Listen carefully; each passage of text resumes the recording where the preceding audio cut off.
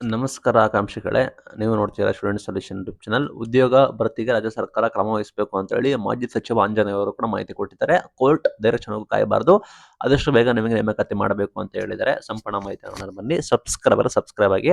ಸರ್ಕಾರ ಖಾಲಿರುವ ಎಲ್ಲ ಹುದ್ದೆಗಳ ಭರ್ತಿಗೆ ತ್ವರಿತವಾಗಿ ಕ್ರಮ ವಹಿಸಬೇಕು, ಕೋರ್ಟ್ ತೀರ್ಪು ಬರೋವರೆಗೂ ಕಾಯಬಾರದು ಅಂತ ಹೇಳಿ ಮಾಜಿ ಸಚಿವ ಆಂಜನೇಯ ಅವರು ಆಗ್ರಹ ಕೂಡ ಮಾಡಿದ್ದಾರೆ.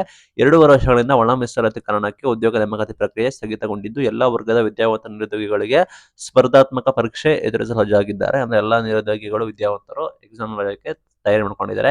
ಹೀಗಾಗಿ ಪರೀಕ್ಷೆ ಅಥವಾ ನೇರ ಸಂದರ್ಶನ ಮೂಲಕ ಹಾಗೂ ಬ್ಯಾಕ್ಲಾಗ್ ಹುದ್ದೆಗಳ ಭರ್ತಿ ಮೂಲಕ ಯುವ ಸಮುದಾಯದ ಕಣ್ಣೀರು ಒರೆಸಬೇಕು ಅಂತ ಹೇಳಿ ಒತ್ತಾಯ ಒಳಗೊಂಡಿದ್ದಾರೆ. ಅಂಡ್ ಆರ್ಥಿಕ ದುರ್ಬಲ ವರ್ಗದವರಿಗೆ ಕೇಂದ್ರ ಸರ್ಕಾರ -10% ಮೀಸಲಾತಿ ಅನುಷ್ಠಾನ ಹೊಂದಿದೆ. ಅದರಂತೆ SC ST ಜನರ ಬದುಕಿಗೆ ಕೂಡ ಮೀಸಲಾತಿ ಪ್ರಮಾಣ ಹೆಚ್ಚಿಸುವಂತೆ ಕೇಂದ್ರದ ಮೇಲೆ ಬಿಜೆಪಿ ನಾಯಕರು ಒತ್ತಡ ಹಾಕಬೇಕು ಅಂತ ಹೇಳಿದ್ದಾರೆ. ಒಟ್ಟಾರೆ ಕೋರ್ಟ್ ಪ್ರಕ್ರಿಯೆ ಶುರುವಾಗುವವರೆಗೂ ಕಾಯಬಾರದು, ಶೀಘ್ರದಲ್ಲೇ ನೇಮಕಾತಿ ಮಾಡಬೇಕು ಅಂತ ಹೇಳಿ ಹೇಳಿದ್ದಾರೆ. ಬಟ್ ಸರ್ಕಾರ ಡಿಸಿಷನ್ ತೆಗೆದುಕೊಳ್ಳಲಾಗಿದೆ. ಸರ್ಕಾರ ನಾವು ಮೇಲ್ಮನವಿ ಹೋಗ್ತೀವಿ ಅಂತ ಹೇಳಿ ಈ ಹಿಂದೆ ಮಾಹಿತಿ ಬಂದಿತ್ತು.